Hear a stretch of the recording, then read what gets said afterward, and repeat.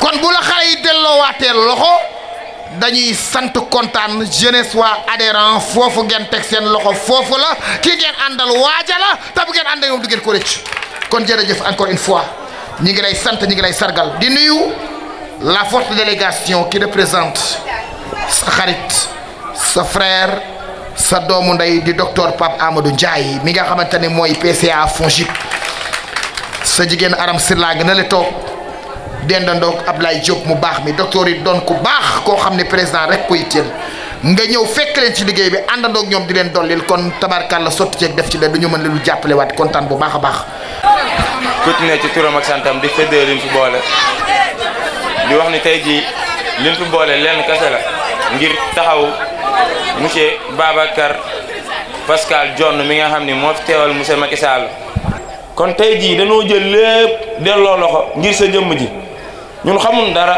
bi ñu juddoo xamuñu kenn Macky Sall lañ fi fekk comme que Macky lañ fi fekk te yaa fi teewal Macky suñu këyit yëpp Macky lañ koy voteel kon jël nañ lépp delloo loxo kon tey jii danoo jël lépp delloo loxo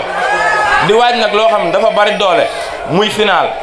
ñu koy waajee ni ko ASC Jalooré di waajee noonu la ko ASC Gunóoral leen di waajee te ay kade lanu ay xale yu ndaw lanu amuñu takkunu yorunu gisunu yëgunu kon tey bu fekkee yow mi yor lépp yaa joxe te yaa yore teraanga gi bu dee li ñuy wax dëgg la yow yaa yor lépp yaa yore teraanga gi yow Babacar Pascal Dione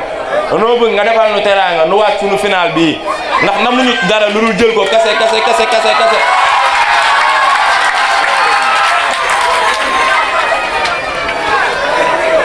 di wax ni àdduna foo dem rek am na njiit te tey yow leen jiital nga ñëw fii ki mënta wax baleen ma nag du ni baleen ko ñun mënuñu laa ba moo tax kon kenn du la ba ñu lay xamal ni fii laa la wax fii ak fa nu jëm fii ak fi nu jëmul fi nu dëkk fi nu dëkkul sunu lépp Macky Sall la yaa xam te woon daray àdduna lu dul Macky Sall jël nañ lépp nag delloo ko Macky Sall comme que yow la fi Macky Sall jiital ñun mënunoo gis Macky yow lañ gis lan lay yóbbante ci Macky boo demee nee ko xalay Thiès randu leen bu dund Jalooré dañ naan randu leen ndax lépp randu leen la waaroon leen nee nanu xale yi fi ne amunu takkunu gisunu yëgunu xamunu dara barki démb lañ judd Macky lañ fi fekk te Macky Pascal la yónni ñun Pascal lañ mën a gis sunu yóbbante mooy boo demee nan Macky nanu jàppale balaa nu yegg ci Macky yow mi fi ne jàppale nu ba pare buñ demee boo demee wax ko Macky wasalaamaaleykum wa rahmatullah. sante yàlla julli ci yenent bi sallallahu alayhi wa sallam ñuy gërëm képp ku fi teew ci teegaay képp ku fi teew góor jigéen mag ak ndaw di jiital ci néew bi suñu kilifa muy le président Babacar Pascal Dione ñuy ñaan ñëpp tàccuwaat ko encore une fois ak délégation bi mu àndal yëpp mënuñu lim mais it mën nañ ci ràññee suñu ay mag suñu ay référence suñu ay xarit suñu ay souteneur muy Habib Kane muy Dame Diakhaté muy ñeneen ñi mu àndal ñi dëkk ci quartier bi muy it Aïcha Aw mi bokk ci moom aussi nekk suñu jigéen suñu xarit suñu lépp kon nuyoo boobu yëpp ci côté boobu ñoom lañ koy jox leneen li aussi ñu ngi nuyu waa ASC Jalooré bi fi teew yëpp ñu yor seen kàddu amaana ñoo ci gën a doon xale ñu jox ñu ko kon loolu sant yàlla la waaye sañ nañ wax ni nit ki doomu aadama moom ci li nga bokk rek nga mën a fësal te ci nga mën a doxee kon kàddu yi ñu fiy jël c'est pas des paroles politiques d'une part on est politique d'ailleurs mais une ASC ab politique donc équipe xar baaxam ci ay texte politique amu ci wàll waaye politique bu la jëfalee ci équipe di nga wax jërëjëf ci équipe la defalee kon loolu mooy amener citoyen bi bokk ci équipe bi mu xool lu ko day ci candidat yi ak ban apport la nit amal nga politigal ko kon ñun ci suñu kàddu gi ñu waxee du kàddu politique waaye kàddu équipe la waaye ñun bu ñuy politique ci sama jëm man Macky Sall laay politigal donc loolu sama conviction personnelle la leneen li ñu koy wax ci turu jeunesse Randoulène bi yëpp da nga am lu jafe tey moo Ndiaye wax na ko tey mën na ni Randoulène nord ba sud ñoo fi taxaw et lii c'est historique et jamono bi mu toll nii dem nañ ba naan mbooloo yi ñooy doole il faut nit ñi booloo ñu nekk dans l'unité ñu mën a taxaw suñu Randoulène gii mën a jëm ci kanam parce que tey ñëpp xam nañ ko mooy ñaari ASC yi fi ne gune Randoulène suñu doomu ndey yi ñu leen di nuyu ak ASC Jaloore bi ñu bokk tey fii ñu toll présentement nii gune Randoulène mooy détenteur du trophée des phases nationales kon loolu titre la leneen li mooy Jaloore bi ñu bokk ñun ñoo war a représenter le quartier en finale zonale senior gune Randoulène ñëwaat di représenter waat Randoulène en finale cadette kon mën nañ ni bis boobu buñ ci teewee amaana bokk nañ ko ak lu ëpp fukki quartier ak benn mais Randoulène dina ci saf sàpp ci mag ak ci ndaw kon ñun gëm nañ suñu bopp mais loolu it li tax ñu mën a am doole mooy il faut les politiques il faut aussi nit ñi dëkk ci quartier bi yor seen i soutien seen i bienfait ñu ñëw wàccaat gestuwaat nit ñi dans l'unité parce que je ne cesserai pas de le dire mooy Randoulène li fi mën a am ci nit ñi épanouissement bu ñu mën a am loisir bu ñu mën a am football moo fi dajale nit ñi kon tey loolu bu ñu ko téyee muy football ñu siy gis suñu bopp dafa war a aller de l'avant mais gàllankoor am na mënuñu ko fi wax ci lu bari terrain amuñu ko muy équipe yëpp tey Randoulène équipe bi amoon nañ terrain amuñu ko tuñ ko pour des raisons ñëpp xam nañ ko tey loolu lépp Randoulène soxla na ko te suñu jeunesse bi y a des talents extraordinaires lépp a ngi fi y a l'unité doole mu ngi fi engagement baa ngi fi mais am na lu ñu manqué loolu peut-être avec votre aide ak sa aide équipe dinañ ci gën a waxtaan ci ay fànn yu dul yi ñu xam ne aussi tey lii c'est pas le hasard kontaan nan ñu ngi lay sant di la gërëm que ni Randoulène tey ñu ngi wax ni tu es venu à l'heure donc semaine bi ñu ko war a soxlaa ak jamono ji ñu ko war a soxlaa ci nga ñëw taxaw pour jàppale ñu kon ñu ngi lay sant di la ñaanal ensemble ñu gën a gëm liggéey ñu lay dénk aussi suñu rakk yi fas yéene taxaw ànd ak yow muy mouvement bi que ni am nga lu jafe su ñoom foofu la ñuy mën a am nga lu jafe mais lépp luñ fi jëlee na am suivi ñu continuer ko ëllëg ci biir gëm nañ ni lépp lu Macky Sall di wuti baatu politique laay wax nag mën nañoo gagné Mali Kairé incha allah rabbi jërëjëf au soir du 24 février. Bonsoir à toutes et à tous, amis collègues. C'est un immense plaisir de me présenter devant vous ce soir. Je souhaiterais commencer ces remerciements par un merci général envers ce rigoureux travailleur. Je veux nommer M. Babacar Pascal Ndione pour ce beau geste qu'il a accordé aux habitants de Randoulène. Ce n'est jamais facile d'innover dans ce domaine et cela nous permet d'évaluer dans des conditions plus sereines face aux défis du quartier. Nous ne briderons jamais votre activité. Je vais interrompre ainsi dans ce discours tout en ayant une conviction que toutes les personnes qui sont là sont satisfaites. Le miséricorde veille sur nous. Merci. ñu ngi lay sant di la gërëm ñu ngi lay sant quartier bi ñun ay ndaw kase lañu ñun ay ndaw lañ ñoo fi nekk muy association adhérent pour le développement de Randoulène ñun nag leader yu bari ñëw nañ fi. C'est une association boo xamante ni c'était apolitique ànduñu woon ak kenn ñu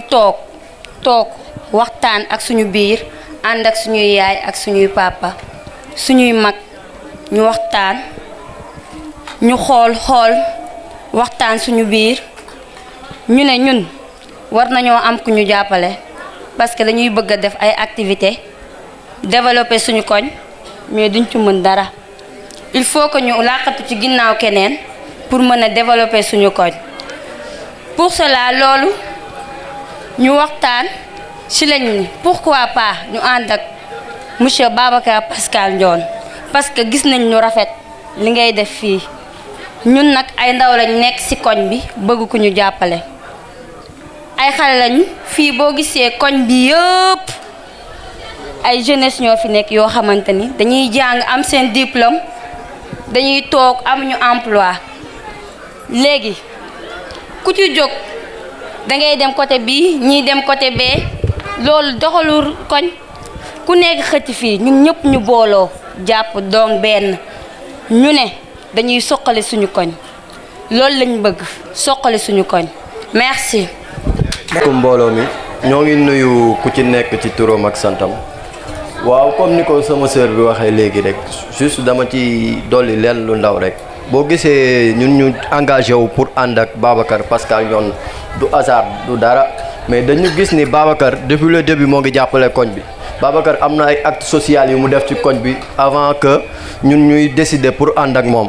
parce que Babacar ba mu nekkulee maire nekkulee dara la fi poto lampe yi toj mu defar ko ba fi tali yi yàqoo ci koñ bi la ko defar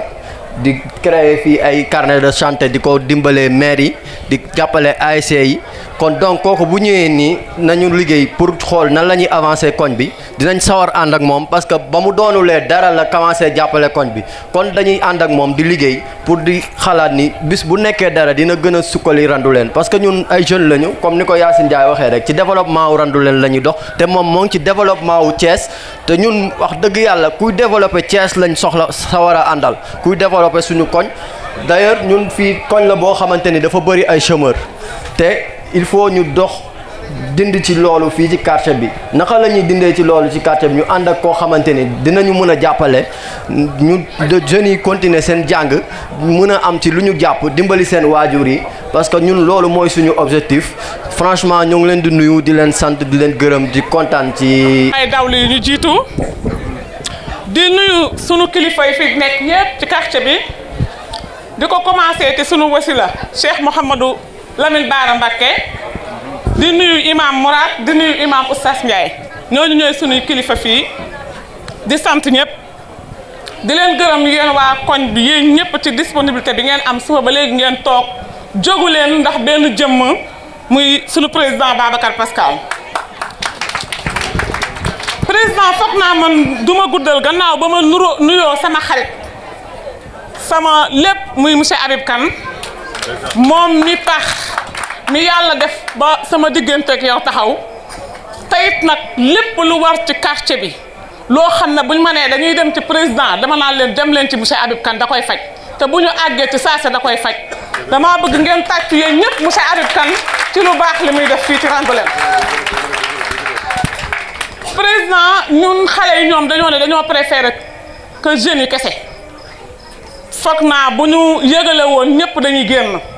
mais comme que ñoom lii seen initiative la ñoom ñoo bëgg a wane seen bopp na ñoom ñooy def seen sorte de politique wane ni ñoom ñi ngi ginnaaw président Babacar Pascal Ndione ñu ne ñoom jeunes yi kese ñoo koy def te it foog naa engagement jeune waxuma bu mag gënalu ma de mais engagement jeune gënal na ma fuuf ko engagement mag parce que jeune li mu mën ci moroomu jeune am xëy na mag mënu ko ci moroomu magam am na lu tax mu ngi ci biir ñuy sant yàlla bu baax a baax di xam ne jeunes yi fi ngeen teg seen tànk noonu la comme ni ko Modou Ndiaye waxee léegi président Babacar Pascal mii moom lu ne def na ko fii ci Randoulène su ngeen xoolee lamp yi mu taaloon daaw moo fiy tàkk ba léegi yi fi jot a tàkk yeneen yi fay boobu ba léegi moo fay foog naa loolu du rôle président Babacar Pascal mais jour bi ñu ko sollicité wax ko ni ko Randoulène dafa lëndëm ci guddi gi la débloqué 1 million joxe ko ni leen taal lamp yi foog naa loolu dara la ñu dem ñu ne président Babacar route bi jóge tribunal jëm hôpital régional ambulance yi dañ fiy jaar ñu malade dañ fiy jaar donc bu fi nit ñi dee jaar ak route bi ni mu yàqoo woon daf ñoo jaaxal mu ne dañ koy defar léegi ànd ak sama xarit Habib Kane ñu daal di koy defar ci nu mu gën a gaawe di jàppale président Habib Kane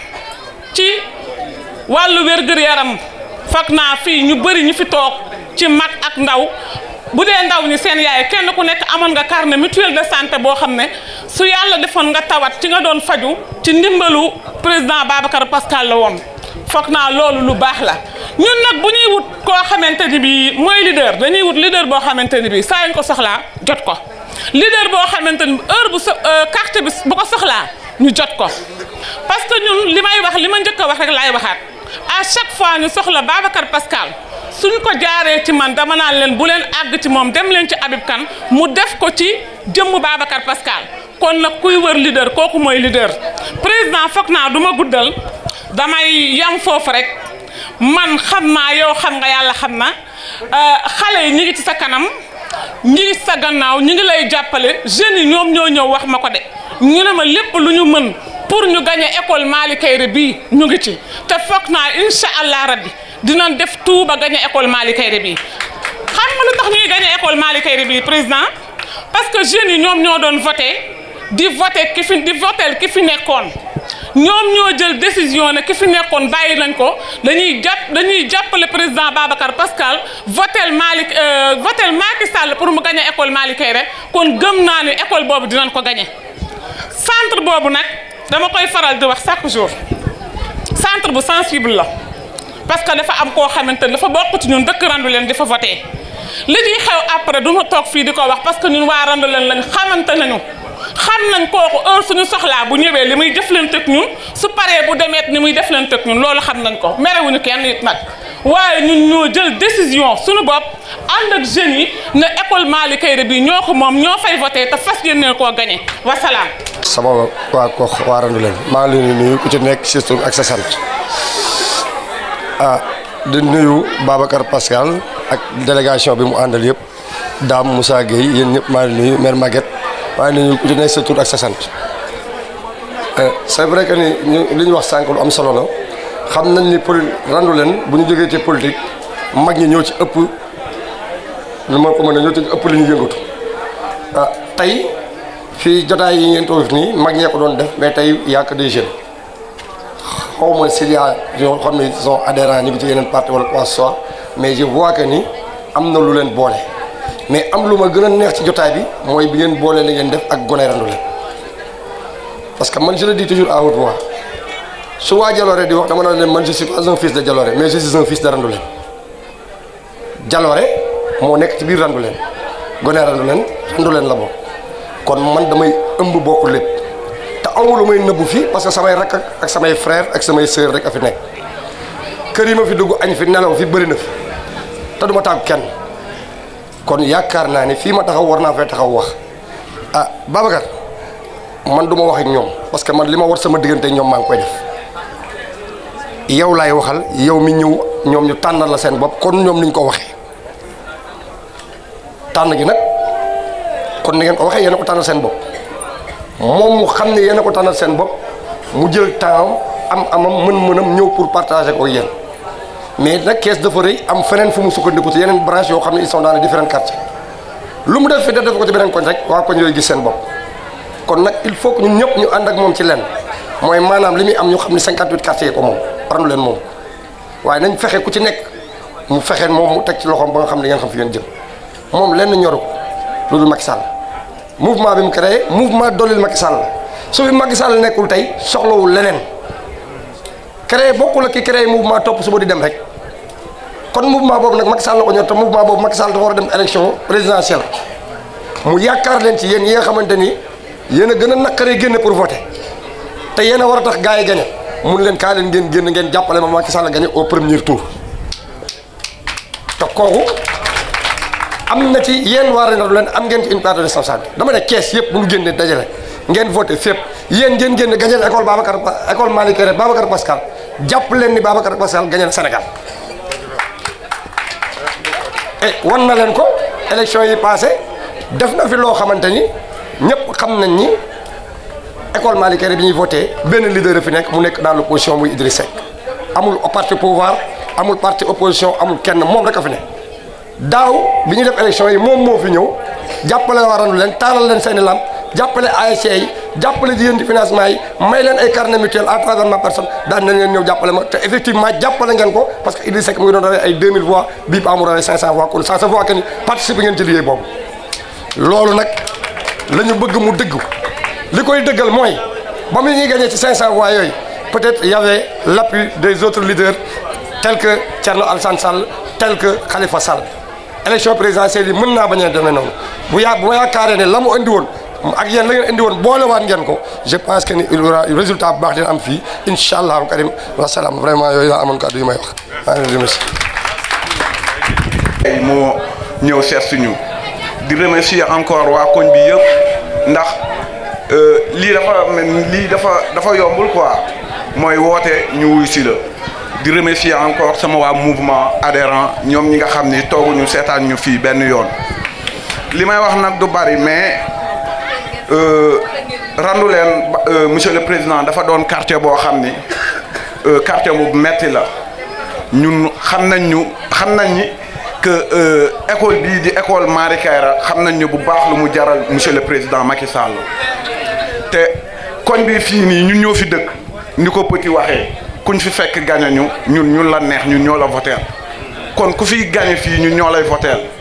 suñuy carte ñu ne ñu depuis bi ñu doonee xale ba léegi mun naa ni dañuy gis benn du ma wax sax gouvernement du dara loolu mais ñoom ñoo ñu jiite di ñu nax ci affaire yoo xam ni xamuñu ko di ñaanaat encore une fois waa quartier bi ñu xam bu baax li ñuy def bu élection 2019 yi jotee parce que ñun dañoo sonn ci toog à chaque fois di xaar ay affaire de gouvernement yoo xam ni ou bien ay maire yoo xam ni defaluñu li leen war monsieur le président suñu quartier Randoulène dañoo soxla kenn koo xam ni da leen di jàppale parce que jeunes yi dañuy nekk fii suñu xëyee ci taatu garab yi la ñuy toog ñi nga xam ni jàng nañu am seeni diplôme da ngay gis koo xam ni dafa jàng ba am ay diplôme li mu jàng mënu ko jariñ beneen liggéey lay liggéey pour sutur la pour dimbali ay parents ñun sonn nañ ci loolu parce que suñu yaay yi ngay gis da ngay gis homme politique yi dañuy ñëw fii à chaque fois suñu ñëwee suñu yaay yi la ñuy jëm mais dama leen a bëgg a xamal ni leen foofu du yoon bi ñun jeunes yi ñooy yoon parce que ñun suñu amee mel na ni suñuy parents am nañu ñun ngay jàppale ñu jàppale suñuy parents monsieur le président li ngay def ci koñ bi ñun bi ñu comme ni ko ñuy waxee li ngay def ci koñ bi gaa bi ñu àndee ak yow yàggul mais ñun daan nañ ko gis lumière yi suñu koñ ñëpp a xamoon ni dafa lëndëm mais lampe yi nga taaloon boobu ba léegi mi ngi tàq tali bële ñëpp xamoon nañu ni mu mel mais bi nga fa jaaree gis tali bi yow jaaroo fa ñaar yoon mu yàqu benn yoon nga fa jaar defaral ñu ko ñun Babacar encore dañ lay remercier di la dénkaat suñu quartier leneen li ma lay wax mooy suñu ñaari ASC yi parce que ñun ku xam Randoulène xam ne sport mooy suñu lépp sport la ñu gëm sport ñëpp sport la ñuy fooye ak ci loo mënti nekk ci sport ngay nekk donc soo jàppalee ñun suñu équipe yi mel na ni jàppale nga waa koñ bi yëpp muy ASC Randoulène ak ASC Jaloore benn la koñ bi benn la lépp Randoulène la di la woowaat monsieur le président pour nga jàppale ko di remercier encore ñëpp ki ñuy wax Aïcha Aw Aram Silla ak sama waa association Alaaji Fall Petit Yacine Ndiaye Aram di remercier ñëpp Yirim gis nañu seen taxawaay rafet na lool merci.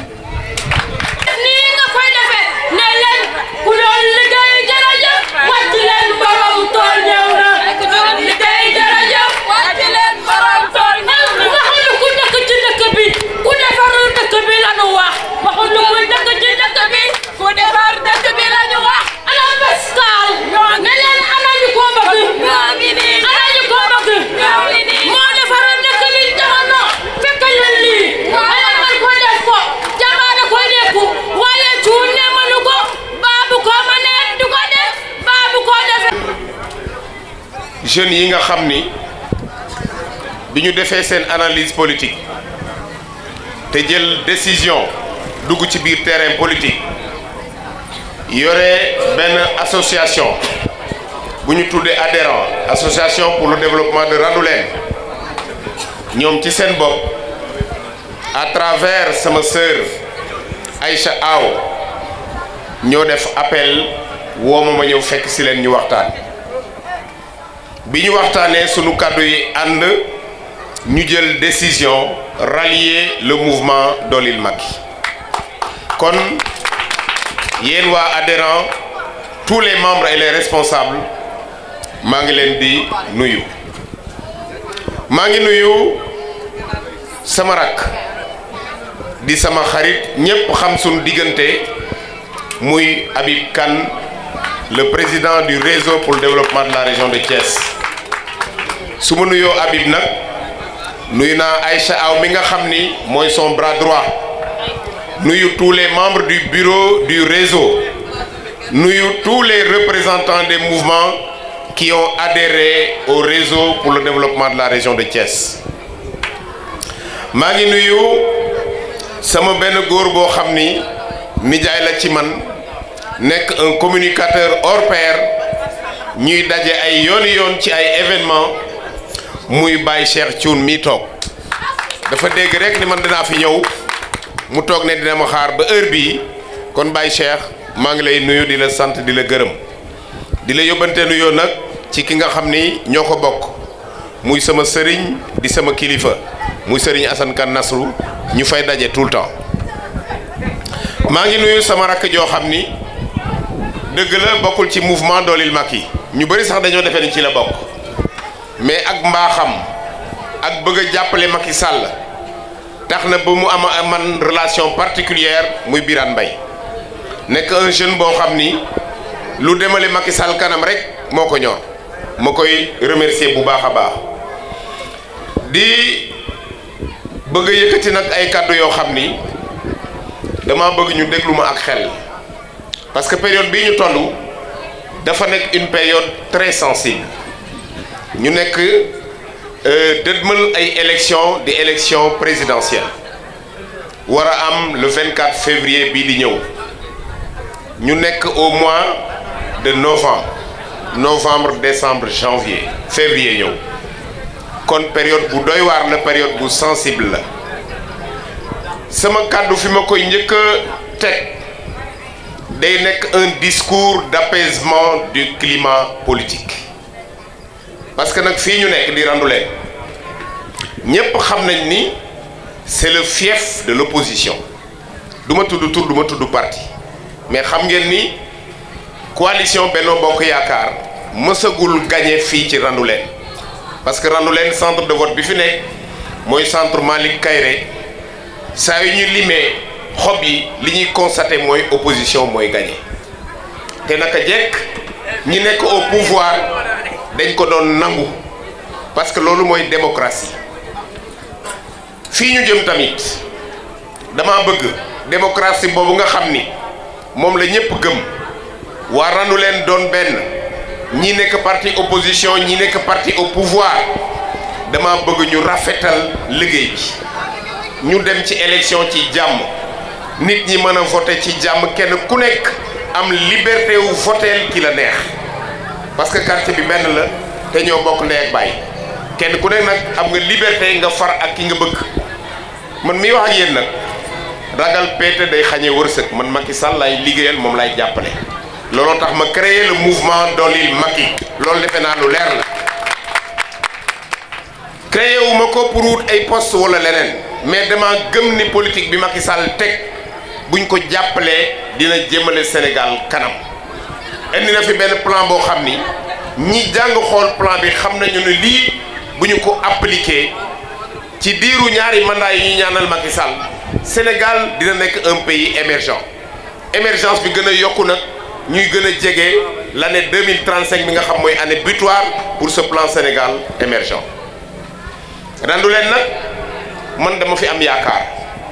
yàgg di fi liggéey dans l'ombre ànd ko ak sama rak Habib Kane Habib nekk xale boo xam ni ku am vision la ku simple la ku modeste la mais ku nangoo dimbalee la yàgg nañ ci ànd ay ati at man ak moom réseau bii mu taxawal yàgg naa di ci dugal sama loxo te waa Randoulène xamuñu ma Habib di tëral ay programme am di ñëw ci sama bureau ñu ciy waxtaan may yëkkati li ma am di ko ci jox muy taxawal réseau bi di jàppale waa Randoulène ba fi ñu toll nii jàppale bi yematul Randoulène rek mais c'est dans tous les quartiers de la ville de Thiès kon Habib maa ngi lay féliciter di la won ni liggéey boobu ngay liggéey mooy liggéey bi am solo nit ñi boo bëggee ñu déglu la am fu ñu la teg wala ñu fal la da ngay nangoo jaamu seeni soxla lépp lu ñu bëgg nga taxaw ci guddi ak bëccëg seen soxla na la gënal sa soxla bopp yow te yow Habib ci loolu nga nekk li ci des rek mooy conseil bi ma lay jox yow waxtaan nañu dama bëgg nga gën a fësal sa péete ci coalition Benno Bokk Yaakaar ci jàppale président Macky Sall mbooloo mi nga àndal waxtaanal ak moom man maa ngi lay dégg tout le temps ci say intervention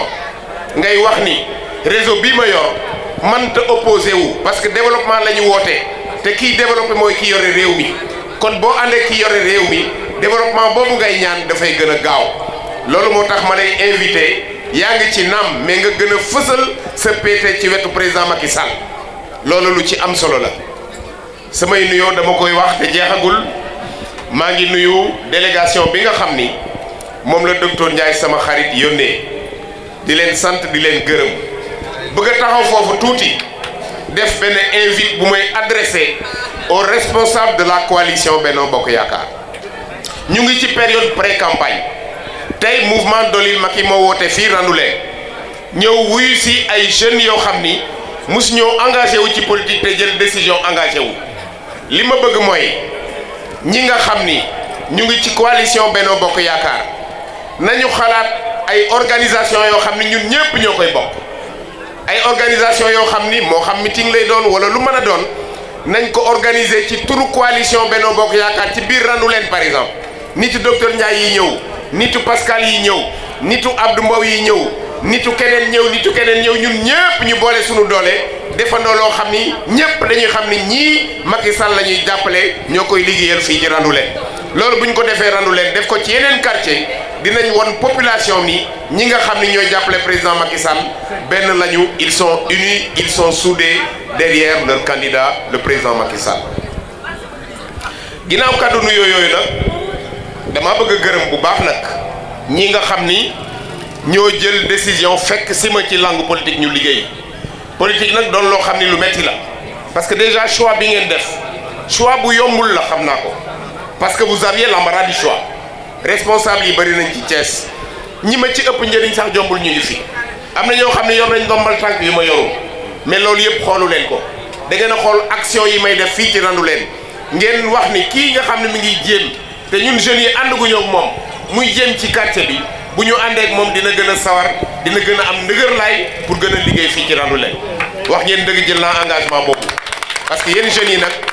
bu caaxaan jeexee dëgg des am na ku ko fi wax jeunes yi ñoom ñoo gën a méttee mobiliser sur le plan politique kon bu ñu toogee ñoom seen bopp jëlal seen bopp décision ñëw dugg ci langue politique bi loolu mënuñu lu dul saluer ko rafetlu ko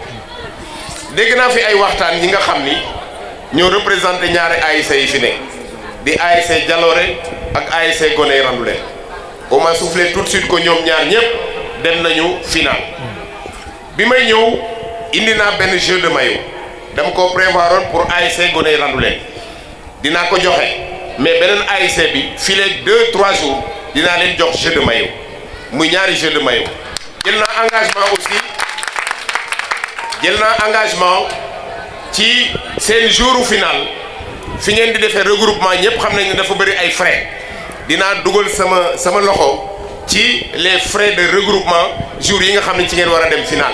te su ma yéegee jour bi ngeen invité ma incha allah dinaa ñëw fekk leen stade pour gën leen a supporter ñu ñaan yàlla ndam li mën a ñëw fii vendredi très bien nee nañ ma benn final bi vendredi le 9 la ñan ñooy finalu la ñaar yëpp vendredi le 9 donc incha allah balaa vendredi le 9 ñaari équipe yëpp dinaa leen jox jeu de maillot benn bi ñëw na dinaa ko joxe beneen bi fileeg quelques jours dina ñëw bu ko defee ci avant regroupement bi équipe bu ci nekk dinaa la jox une subvention pour nga mën a supporter les frais d'organisation pour le regroupement ñun ñëpp nag ñu ànd ñaan vraiment final boobu ñaari équipe yëpp indi fi ndam li ñu mën a dajewaat fii à Randoulène mën a fêter ces 2 victoires loolu laa leen di ñaanal. kaddu yi du gudd dama am mbégte am satisfaction parce que lii dafa doon lu jafeñ nga toog ay jeunes yoo xam ni mosuñoo politique nekk dans un fief boo xam ni opposition naka jekk moo fa ëpp doole ñu woo la jël décision ni yow la ñuy àndal loolu wax dëgg yàlla da ngeen maa yokk courage da ngeen maa yokk détermination da ngeen a yokk sama engagement foofu daal laa bëgg a yemale samay kàddu yéen nag waa adhérent am na enveloppe bu ma leen indil mu nekk sama participation ci seen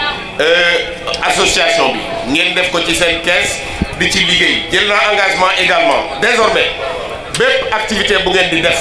na ngeen ma ci boole dinaa ci joxe sama participation man nag wuute naa ak yenn responsable yoo xam ni neexaay waxtaan bi dalay xiir nga wax loo xam ni doo ko def di jël engagement yoo xam ne doo ko respecté man du ma genre boobu man dëgg laay wax ak yéen li nga xam ni mën naa ko laay jël engagement ci seen wet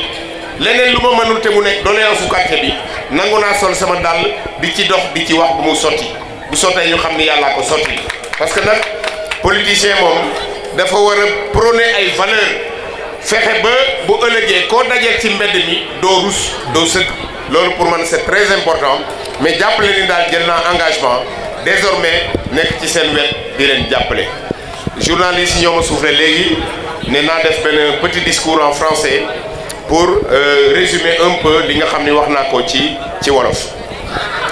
Donc je disais tantôt qu'aujourd'hui nous sommes venus dans le quartier de Randoulène